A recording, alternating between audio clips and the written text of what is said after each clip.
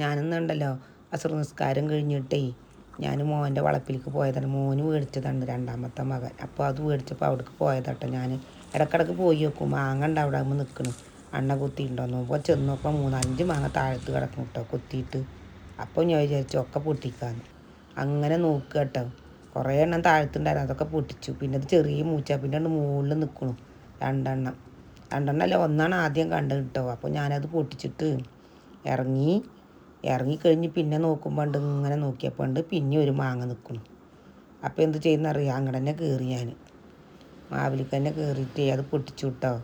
ചെറിയ മാവാണ്, നല്ല കൊമ്പൊക്കെ ഉണ്ട്, വേഗം കയറാനൊക്കെ പറ്റും കേട്ടോ. അങ്ങനെ 2 മാങ്ങയും പൊട്ടിച്ചിട്ട് ഞാൻ ഇവിടെ ഇറങ്ങി വരിക കേട്ടോ. അപ്പോൾ എന്തോ ഒരു വള്ളി അതുമ്പോൾ കൂടെ ചുറ്റിക്കുക. ഞാൻ പേടിച്ചു നോക്കുമ്പോൾ എന്താ ഒരു വള്ളിയാട്ടോ. പാമ്പാ വിചാരിച്ച് പേടിച്ചു. എന്നിട്ട് ഞാൻ എന്ത് കെട്ടി വേഗം വായം കൊണ്ട് തന്നെയാണ് കടിച്ചു പിടിച്ചിട്ട് അത് പോകാൻ മാറുന്നില്ല. അങ്ങനെ ഞാൻ ഇറങ്ങിപ്പോന്നിട്ട് പിന്നെ വന്ന് നോക്കുമ്പോൾ എന്താ ഇത് അണ്ണ കടിച്ചിരിക്കുന്നു കേട്ടോ മാങ്ങ. എന്നാലും വെച്ചിട്ട് ഞാനത് എടുത്തു.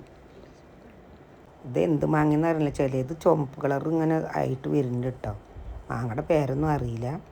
ഞെട്ടി കാണും പ്രത്യേക ഒരു സൈസ് മാങ്ങ. അങ്ങനെ മൊത്തം മാങ്ങി പൊട്ടിച്ചു കേട്ടോ.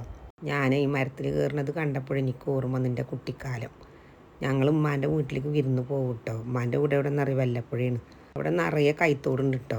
കൈത്തോടിൻ്റെ സൈഡിലൊക്കെ ഈ അത്തിമരം ഉണ്ട്. അപ്പോൾ ഞങ്ങളെല്ലാവരും കളിക്കാൻ പോയാൽ അത്തിമരത്തിൻ്റെ മേലെ കയറിയിരിക്കും. അതിങ്ങനെ ഓർമ്മ വന്നു. എന്തായാലും 10-15 മാങ്ങ കിട്ടി കേട്ടോ.